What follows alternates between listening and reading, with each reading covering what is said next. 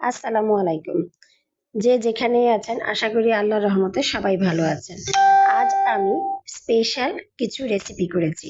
যেহেতু আজ শুক্রবার, শরীরটাও ভালো, দিনটাও খুব সুন্দর, তাই ভাবলাম কিছু স্পেশাল রেসিপি করি এবং সেগুলোই আপনাদের সাথে শেয়ার করার জন্য চলে আসলাম।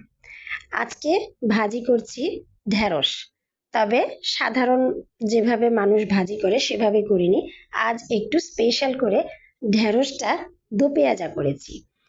সেটাই আপনাদের সাথে শেয়ার করতে আসলাম।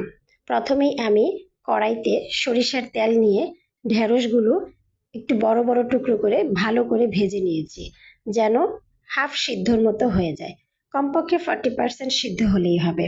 এবার আর আরও একটু তেল দিয়ে তাতে আমি একটু 1 চামচ পরিমাণ আদা বাটা, 1 চামচ পরিমাণ রসুন বাটা দিয়ে খুব ভালো করে ভেজে নিলাম, যেন আদা রসুনের কাঁচা গন্ধটা চলে যায়। এবার এই আদা রসুন বাটার সাথে আমি কিছু শুকনো মশলা ইউজ করব। তার জন্য আমি অল্প একটু পানি দিয়ে দিচ্ছি, যেন গুঁড়ো মশলাগুলো পুড়ে না যায়। এই তো আমার আদা রসুন বাটা ভালো করে ভাজা হয়ে গেল। এবার আমি গুঁড়ো মশলার ভিতরে ব্যবহার করব হলুদের গুঁড়া, লবণ এবং ধনিয়ার গুঁড়া। আপনারা যে যেখান থেকেই দেখে থাকেন আমার ভিডিওগুলো আপনাদের যদি ভালো লাগে অবশ্যই লাইক, কমেন্ট এবং শেয়ার করে পাশেই থাকবেন এবং আমার ইউটিউব চ্যানেল সাবস্ক্রাইব করবেন। আমার ইউটিউব চ্যানেলের নাম কুক অ্যান্ড ফান। এই তো এবার মশলাগুলো খুব ভালো করে কষিয়ে নিব।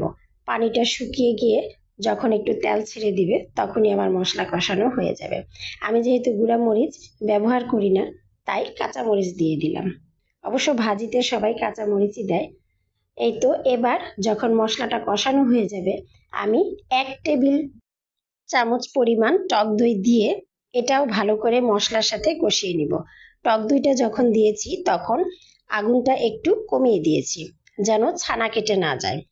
এবার এটা খুব ভালো করে মশলার সাথে মিক্সড করে নেড়ে চেড়ে একটু যখন ফুটে উঠবে তখন আমি পেঁয়াজ কিউব করে কেটে রেখেছিলাম, পাপড়ি খুলে খুলে সেই পেঁয়াজের পাপড়িগুলো দিয়ে দিলাম। এবার দিয়ে দিব সেই ভাজা ঢেঁড়সগুলো। এবার এই দুটাও খুব ভালো করে একটু এই মশলা এবং টক দইয়ের সাথে মিক্সড করে নেব। খুব বেশি হাই ফ্লেমে করা যাবে না, মিডিয়াম ফ্লেমে করলেই হবে। এবার দিয়ে দিচ্ছি 2 টেবিল চামচ পরিমাণ টমেটো সস। আপনারা ইচ্ছা করলে টমেটো সসের পরিবর্তে টমেটো কুচিও ব্যবহার করা যাবে। আমি আজকে টমেটো কুচি ব্যবহার করিনি।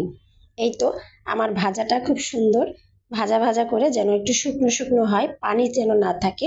মশলাগুলো খুব ভালো করে ঢেঁড়সের সাথে মিক্সড করে আমি বাটিতে নামিয়ে নিলাম। একবার হলেও ট্রাই করবেন, খেতে এত ভালো হয়েছিল যে বলার বাইরে। যেহেতু আরও একটা স্পেশাল ডিশ করব, তাই আজকে একটু পোলাও করে নিলাম। পোলাওর সাথেই মূলত এই ঢেঁড়স ভাজিটা এবং আজকে যে স্পেশাল রেসিপিটা করব সেটা ভালো লাগবে খেতে।